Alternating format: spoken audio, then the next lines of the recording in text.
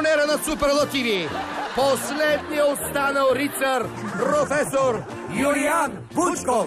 В студиото е вече моята приятелка, наистина истинската телевизионна звезда Ани Цолова. Не сигурно. Ани Цолова изглежда доста различно без Виктор Николаев. Аз я спомням ето такава. Наистина истинската телевизионна звезда Ани Цолова. Странно, Зоек, двата образа нямат нищо общо, но пък професора никога не греши. Извинявай. Анахит Тачева. Аз съм ти казал много пъти името, така че никой няма да те сбърка. Сега като споменахте и Ани Цолова, и не е вече няма да я бъркат. А сега посрещете наистина истинската телевизионна звезда, професор Вучков, в ефира на TV7. Бабите ме целуваха и младите, но най-много бабите, нали така на мен. И аз ги целувах. Извинявайте, професоре, ама ние толкова много пъти сме ви показвали, че никой няма да ви сбърка. Посрещнете господарите на ефира! Васил Василев Зуека и Димитър Рачков!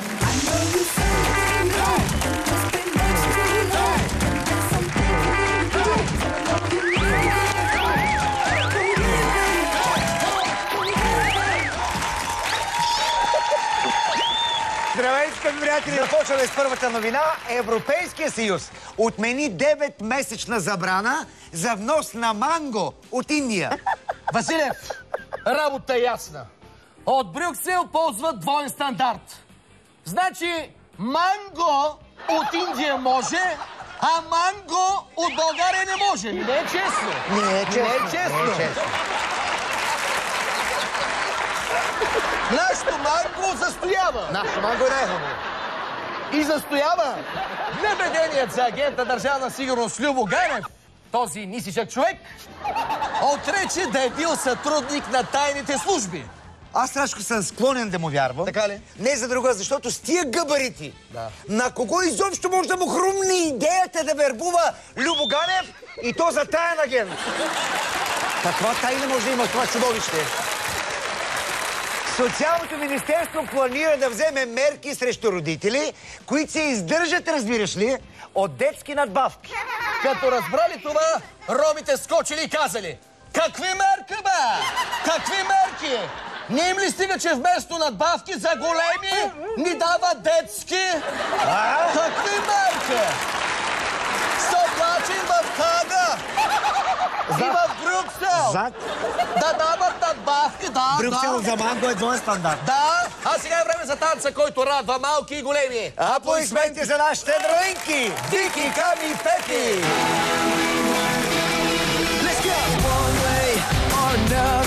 I'm gonna find ya.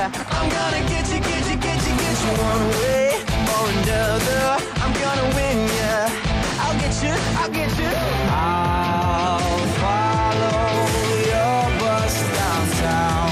See who's hanging out. 1, 2, 3. One way or another. Вики, Ками и Пепи!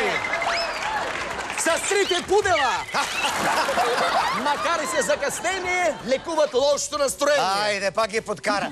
Със сигурност обаче са по-бързи от линейките в община Камено. Да, това е така, защото в Камено въобще няма линейки. И така. Нямат конкуренция, разбираш. Абе, вие, момичета, що не отидете да станете ни линейки в Камено? Ще идите по цял ден, ще пусти буркана. Трябва ли само по един буркан на тиквата? Те имат, бе. Верно. Добре, де, ако утре някой, не дай се Боже, получи инсулт или инфаркт, какво правите? Умира. Умира. Какво заяви по случая областния управител след малко? А сега продължаваме напред. Изрично молим журналистите и репортерите с слаби сърца да не гледат следващия видеоматериал. Продължаваме напред. Гледаме сутрешния блок на TV7, където Кобрат Пулев си е намерил жертвено агне. Заповядаш ли в ринга или не? Аз не бих. Не знам дали няма да е край на кариерата ми. Абе ви сега, за кариерата не знам, ама може да е край на някой зъб. Аз бих се молил да е някой с кариес. Не знам дали няма да е край на кариерата ми. Ама ще дойде. На това му се казва да сбъркаш за пръв и последен път. Не си го изкараш сега на мене накрая. Добро утро! Кобрата е насъбрал от изказванията на медиите по негов адрес и сега ще разпусне. Ай, Тито! Готов ли си? Очилата няма ли ги свалим? Аз ако ги сваля... Какво? Абе, по-хубаво ги свали, разбираш. В гласа на Кобрат се усеща жаждата му за мъст. Ти си, давай, дигай гарда и почва. Зоек, единственият му шанс е елемента на изненадата.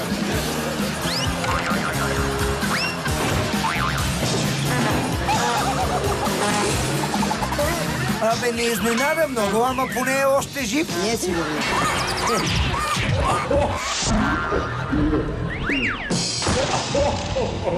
Такива удари отказват от бокса. Или убиват апетита за няколко дни. Здрави зъби има Пепи Стоянов. За малко на Кобрата да му излезе нов прякор. Стоматолога. Мисля, че приключи. Да, ама Пулев не е приключил.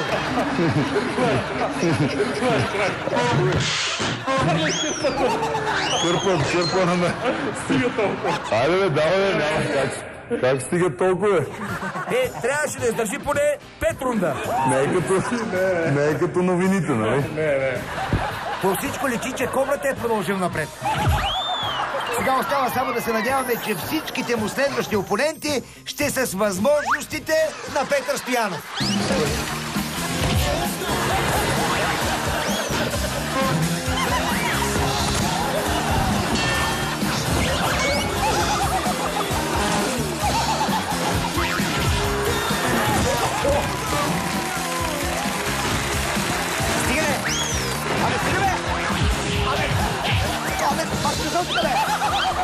Айде бе, давай бе. Да. Най-много ти фръка някой кътник, айде бе.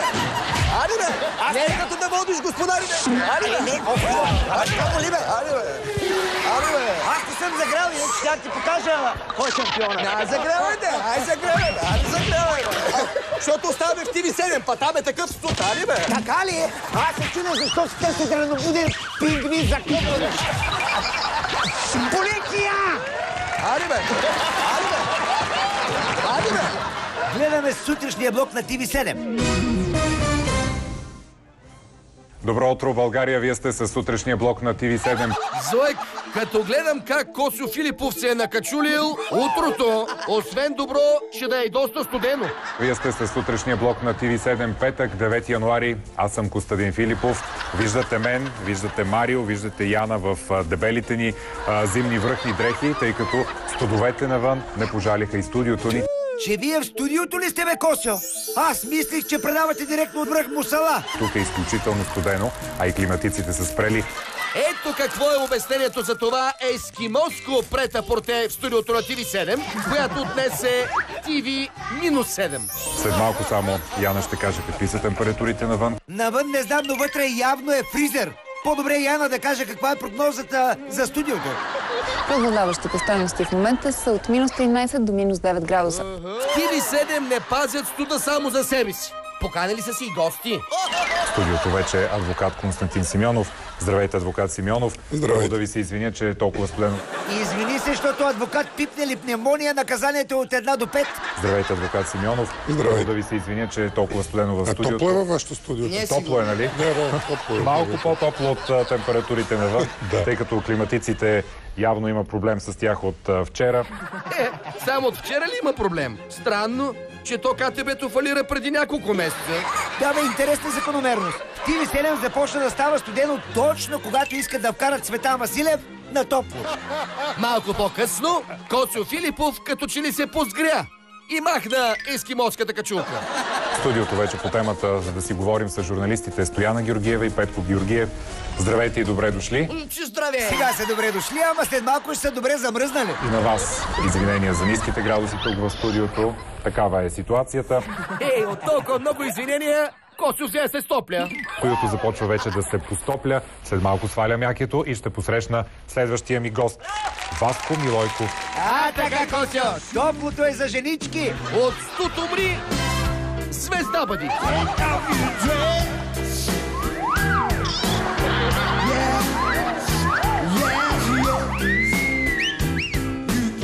Васко вече е в студиото, за да ни разкаже повече. Добро утро, Васко. Добро утро.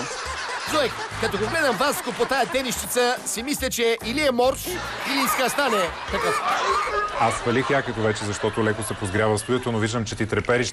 Добре, че Васко е прав, иначе нямаше да могат да го изтържат от стола. Аз свалих якето вече, защото леко се позгрява в студиото, но виждам, че ти трепериш. Нека обаче да се сгреем в ритъма на твоята дебютна песен. Хубаво ще, да, тук студиото е много студено. Аз току-що връхлитам в студиото и е наистина студено. Да. Васко, ако беше връхлетял по бански, ще ти стане още по-студено. Все пак навън е минус 15. Даже трябваше ви кажете свои якито поне си или да дава си яки или нещо. Е, хубава работа. Водещите ще ти казват да се обличаш. Това е работа на тата и мама Васко. Ами да, я виж другите как хубаво са се облекли. А ти си се барнал, все едно е Петров ден. Даже трябваше ви кажете свои якито поне си или да дава си яки или нещо. Нека да чуем песента, може и да се стоплим от нея. Абе, като гледам как Васето е посинял, надали. Да, тук студиото е много студено. По-добре оправете климатиците или както там им викате, че дори Лили Иванова да ви изпее камино, пак няма се сгреете. И следващия път, освен гости в студиото, поканете и някоя духалка. Може и две.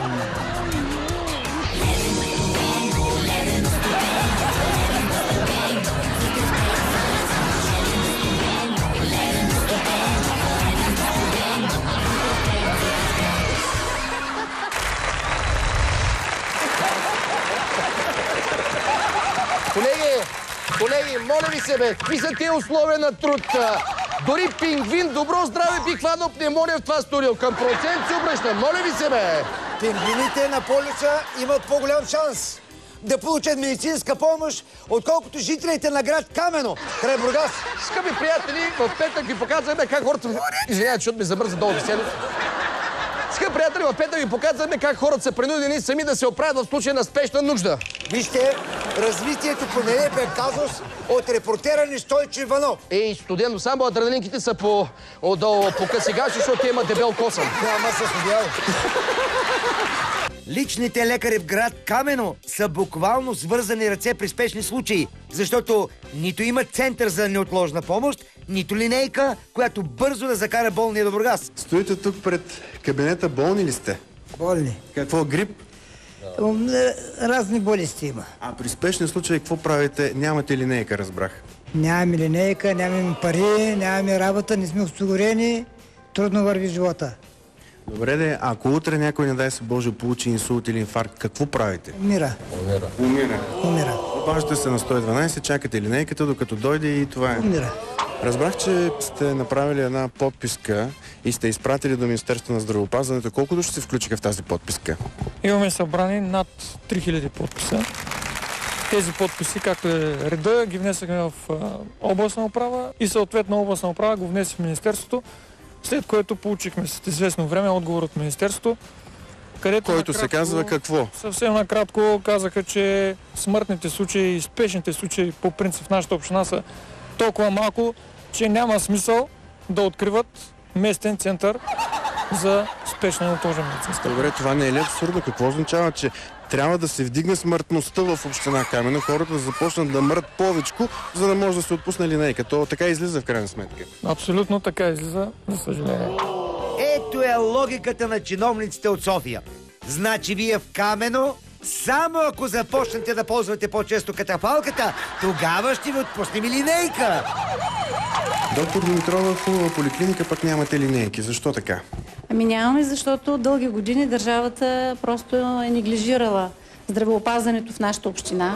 Вие сте буквално на 3-4 км от големия нефтозавод. В смисъл тук всичко и въздух мръсен, и отровена земя. В смисъл, а пък в същото време болни няма. Така излиза, след като не ви отпущат линейка. Вероятно е така, зато и защото желанието на институциите да прикрият някои проблеми е отразено точно в поведението, което оказва спрямо нас. Доброволец денонощно е на повикване, за да кара с личния си автомобил спешните случаи до Бургас, който е на 23 км. Нали това е линейката? Да, това е линейката. С две врати. С две врати е малко трудно се отваря даже. Да, това е единствената линейка на 13 000 жители на община Камено. Господин Чолаков, какво можете да направите вие като областен управител, за да може община Камено отново да има линейка? Проучих въпроса. За мен лично като гражданин е малко странно в една община да няма линейка, но все пак това е в правомощията на министъра на здравеопазването. Има нормативно залегнали критерии, на които трябва да отговарят дейността, за да бъде отпусната такава линейка за това населено място. Вие като областен управител, каква стъпка ще направите от тук нататък? Официално мога да изпратя писма до здравния министър. В какъв срок ще го направите това? Бих могъл още другата седмица да отправя такова искане. За господаря на ефира от Бургас, Стойчо Иванов. Ние ще следим дали областният управител господин Чолаков ще спази обещанието си, както и какво ще разпореди Министерството на здравеопазването. Но преди всичко искаме да знаем какво трябва да се случи, за да може 13 000 българи да получат конституционното си право на безплатна медицинска спешна помощ. Зоек!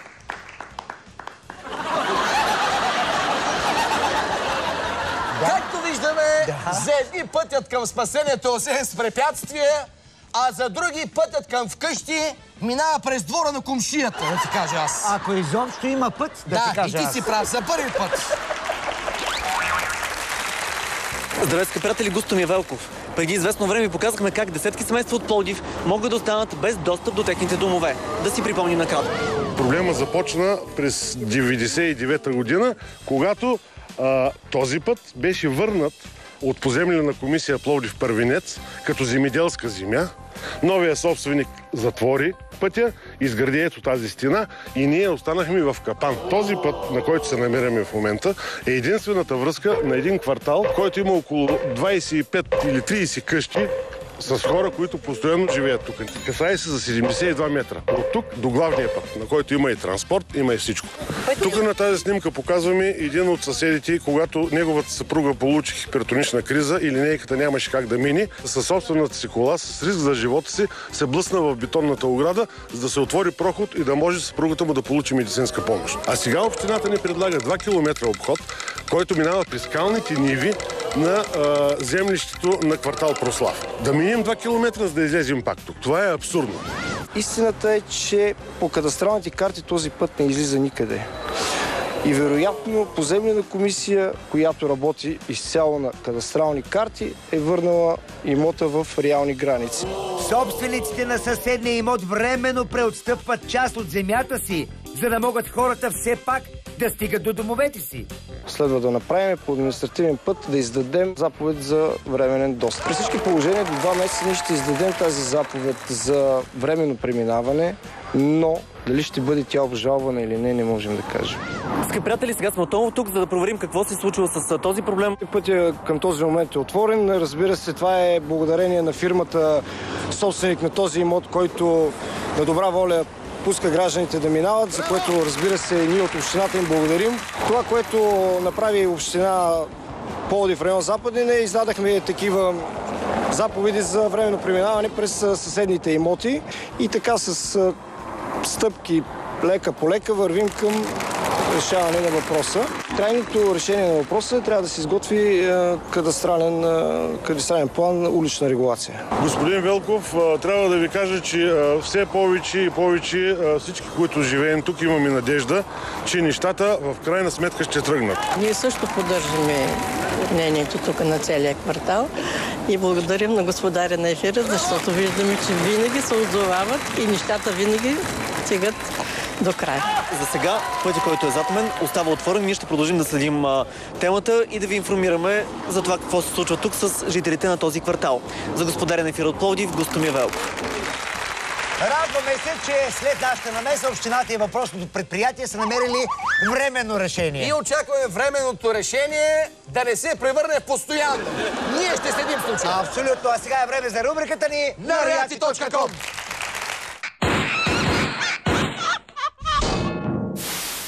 На четвъртото място в зимната класация на reaci.com се нарежда една идилична снежна картинка и едно куче. Това ми. В момента, в който усети допира на студения сняг, този американски шаро избяга като дявол от тамян. Снежен кълпак, сняг е затрупал къщния прак. Шаро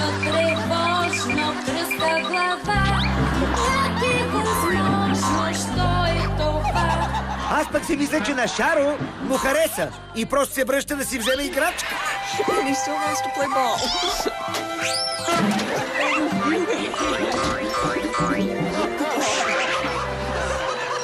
Зоек, за топката не знам, ама съм сигурен, че няма опасност кучето да се изгуби. Виж го как скача в преспите, бе, до суш като сърничка.